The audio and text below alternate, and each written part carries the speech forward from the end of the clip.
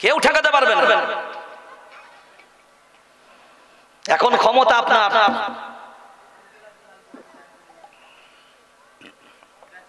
আপনার মনে হচ্ছে আমার টেনশন নাই, ক্ষমতা পেয়েছি আমার হাতে, ইচ্ছা মতন শাসন করব।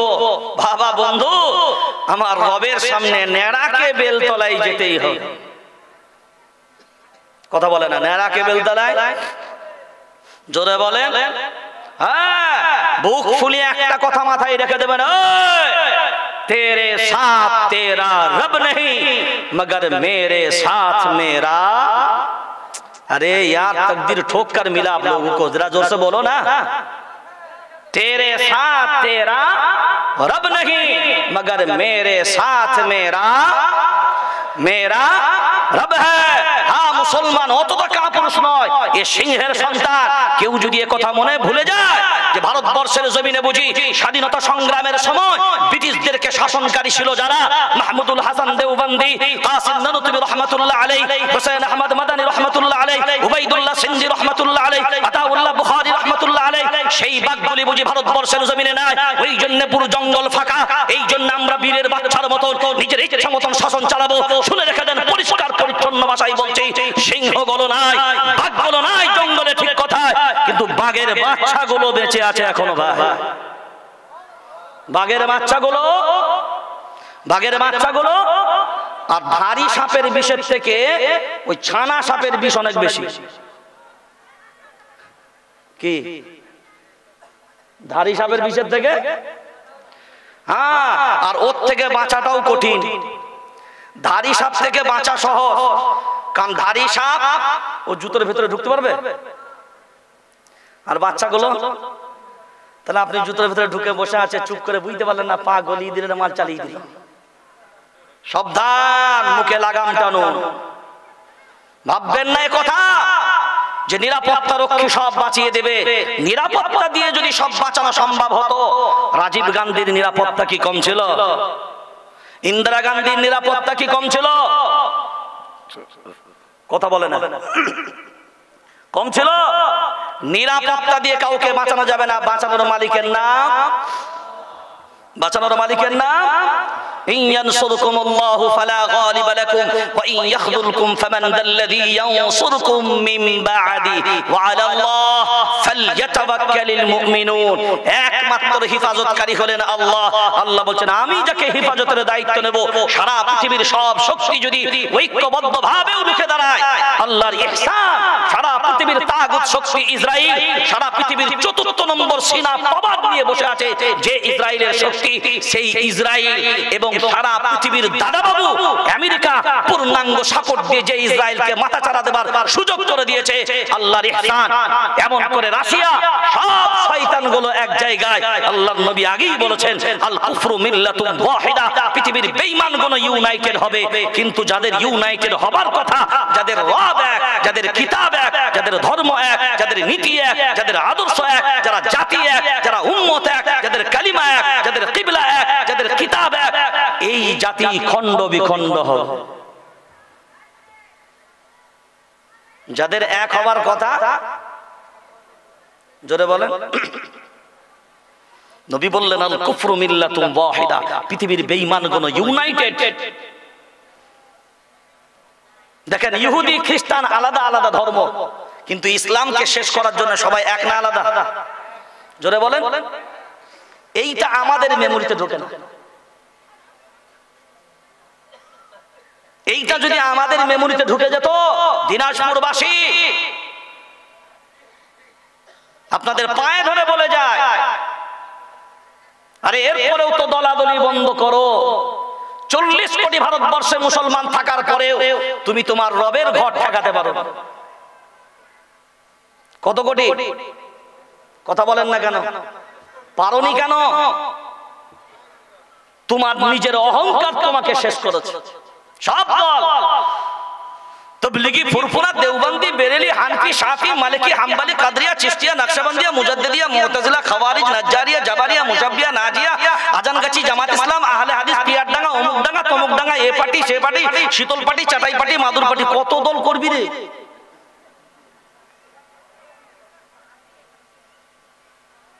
হাইরে আফসোস, একজন দাঁড়িয়ে বলো যে নিজেকে মুসলমান দাবি করো, সে আহলে হাদিস হোক, দেওবন্দি হোক, বেরেলি হোক, তোমার রব আলাদা আলাদা না এক? তোমাদের কালিমা আলাদা আলাদা না এক? তোমাদের কিতাব আলাদা আলাদা না এক? তোমাদের কিবলা আলাদা আলাদা না এক? তোমাদের ধর্ম আলাদা আলাদা না এক? তোমাদের দ্বীপ, তোমরা যে জাতি, সেই জাতি তোমাদের আলাদা না এক? তোমরা যে উম্মত, যে নবীর উম্মত, বলো আলাদা না এক? ওই বেটা, সবই যদি এক হলো তো মাঝখানে আমাদের মাঝখানে ভেজাল কি করে এলো? ভেজাল অন্য কোথাও নয়, ভেজাল সব মনে ভরা। কি বললাম? ভেজাল সব মনে ভরা। ওরা ও জামাত, ওরা সে জামাত। দেখেন না আমাদের এই মাঝখান থেকে কিছু লোক যে হামাস যে মসজিদুল আকসার জন্য লড়াই করছে, আমরা যে দোয়া করব, তো হামাসের আকীদা কি? এখন বলেন, ফাটা বাঁশ দিয়ে পিটাবেন না আজুরা দিয়ে? হ্যাঁ, ভারতবর্ষের জমিনে মিডিয়ার সামনে মানুষ মনে মনে ভাবে মিডিয়া পেয়েছি, ইচ্ছা মতন কথা বলে দেবো। হাই রে আফসোস, 407টা দল আছে ভারতবর্ষের জমিনে মুসলমানদের। কটা? হ্যাঁ, আমি অল ইন্ডিয়া হিউম্যান রাইটস মানবাধিকার কমিশনের আমি অল ইন্ডিয়া মেম্বার।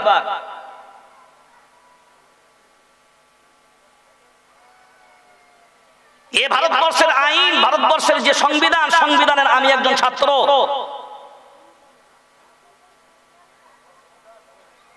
দেশের প্রধানমন্ত্রীও সংবিধানের ঊর্ধ্বে না, রাষ্ট্রপতিও সংবিধানের ঊর্ধ্বে না, এটা লিখে রেখে দিবেন।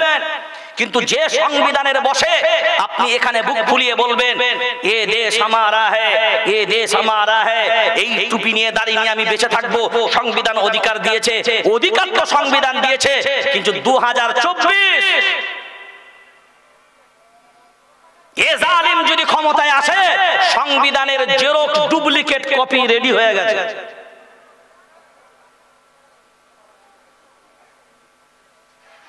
কিন্তু তারপরেও স্পষ্ট ভাষায় সিদ্দিকুল্লাহ একটা কথা বলছে, হতে পারে আমি জানিও আইবি, ডিআইবি, গোয়েন্দা বিভাগ এসছে,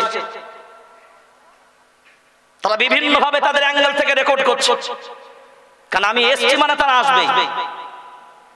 তারপরেও নম্রতা নয়, বিনয়ের সাথে, নম্রতার সাথে বলছে, হ্যাঁ, ভারতবর্ষ কারের বাপের একা দেশ না। এ দেশের মাটিতে 26শে জানুয়ারি প্রজাতন্ত্র দিবস পালিত হয়, আর প্রজাতন্ত্র দিবসের আসল আবিধানিক অর্থই হলো এ দেশের প্রধানমন্ত্রীর যে সম্মান, এ দেশের একজন নাগরিক ভ্যান চালক, রিকশা চালকের সমান সম্মান। এই জন্য এ দেশকে বলা হয় গণতান্ত্রিক ধর্ম নিরপেক্ষ রাষ্ট্র।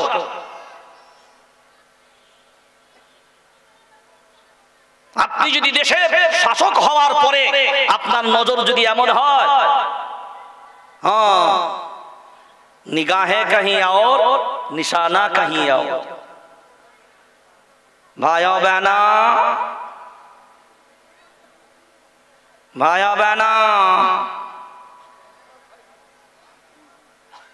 अगर आप लोग समझना चाहते तो समझ लो। দেশে গিয়ে বলছে আপনারা অনেক ভালো, মুসলমান জাতি ভালো, তো দেশের মাটিতে কথা বলতে কি মুখ হলো কালো?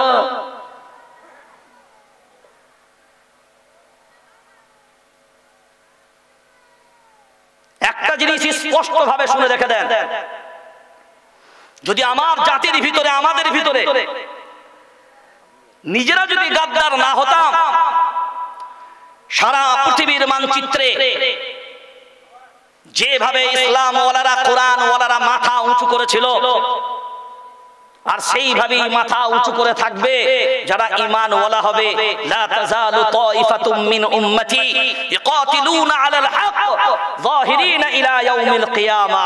আল্লাহর নবী বলেছেন, কিয়ামত পর্যন্ত আমি এমন একটা জামাতকে হকের উপরে টিকিয়ে রাখবো, সারা পৃথিবীর সব তাগুত শক্তি, সব বেঈমান ইউনাইটেড, ঐক্যবদ্ধ হওয়ার পরে, তাদের বিরুদ্ধে সোচ্চার হওয়ার পরেও আমি নবী বলে গেলাম, তাদের একটা পশম পর্যন্ত বাঁকা করার ক্ষমতা সারা পৃথিবীর কোনো তাগুত শক্তির নাই।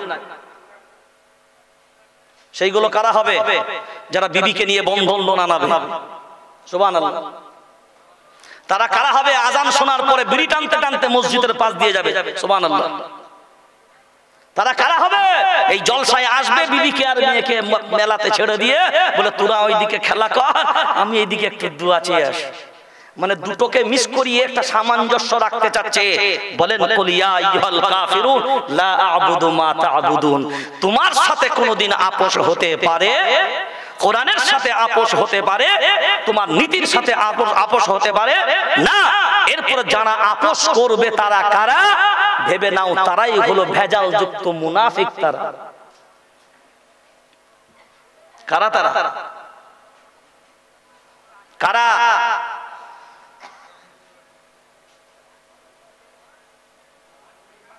সব শক্তির মাঝখানে আল্লাহর নবী যখন এই কথাটা বলছেন, এই বারবার কেন বলছেন? সারা পৃথিবীর সব শক্তি ইউনাইটেড হতে পারলো ইসলামের বিরুদ্ধে। হাই রে মুসলমান, তুমি এক হতে পারলে না? তোমার মন অত নীচ। এ জামাত সে জামাতের কাউকে দেখলে সালাম পর্যন্ত দেয়। এর থেকে লজ্জার কি হতে পারে? এ জামাত সে জামাতের মসজিদে নামাজ পর্যন্ত পড়তে যায়। কেন? মুসলমানের মন, মুসলমানের দিল, ঈমানওয়ালাদের দিল এত দুর্বল, এত কমজোর, এত হীনমন্যতায় ভুগছেন। মন গণকে ভালো করেন, কারণ মনটাই হলো সব। ওই জন্য কবি খুব সুন্দর কথা বলেছিল, কাক কালো কোকিল কালো, কাক কালো কোকিল কালো, কালো মাথার কেশ সব চাইতে বেশি কালো, সব চাইতে বেশি কালো মনের হিংসালেশ। নিমতে তো নিন্দাতে তো, নিন্দা মানে হলো পর নিন্দা। সে খারাপ, ও খারাপ, এ খারাপ, সে খারাপ, এ খারাপ, ও খারাপ, আর ও শুধু একাই আল্লাহর ওলি। নিমতে তো নিন্দাতে তো, তে তো ভাঙা ঘর সব চাইতে বেশি তে তো 203-এর ঘর। লাগিয়ে দিয়ে একবার দেখবেন, চাকা গোল পয়সা গোল, চাকা গোল পয়সা গোল, গোল আলু গোল সব চাইতে বেশি গোল, সব চাইতে বেশি গোল মনের গন্ডগোল। যার মন ভালো তো কি সব ভালো। সবাইকে যদি এক বাক্যে মেনে নিতে পারতাম, এ জামাত বুঝি না, মত বুঝি না, পথ বুঝি না, কোরআন সুন্নাহর আলোতে জীবন চলবে, ও কালিমাওয়ালা মুসলমান, আমিও কালিমাওয়ালা মুসলমান। কোরআনুল কারীম সূরার নাম সূরা হুজুরাত 26 নম্বর পারা 15 নম্বর সাফার ভিতরে আল্লাহ বললেন, ইন্নামাল মুমিনুনা ইখওয়াতুন ফাআসলিহু বাইনা আখওয়াইকুম ওয়াত্তাকুল্লাহা লাআল্লাকুম তুরহামুন। আল্লাহু আকবার বলেন। প্রত্যেকটা মুমিন মুমিনের ভাই, এটা আমার আল্লাহর কথা, অন্য কারণ নয়। সূরার নাম সূরা আনফাল 10 নম্বর পারা 2 নম্বর সাফার ভিতরে আল্লাহ বললেন, ওয়ালা তানাযাউ ফাতাফশালু ওয়া তাযহাবা রিহুকুম ওয়াসবিরু। ওরে আল্লাহর গোলাম, আল্লাহ বললেন তোমরা নিজেদের ভিতরে বিচ্ছিন্ন হবে না। যদি নিজেদের ভিতরে বিচ্ছিন্ন হও, সহজেই তোমরা পরাজিত হবে। নিজেদের ভিতরে আমরা বিচ্ছিন্ন, তাই আমরা পরাজিত।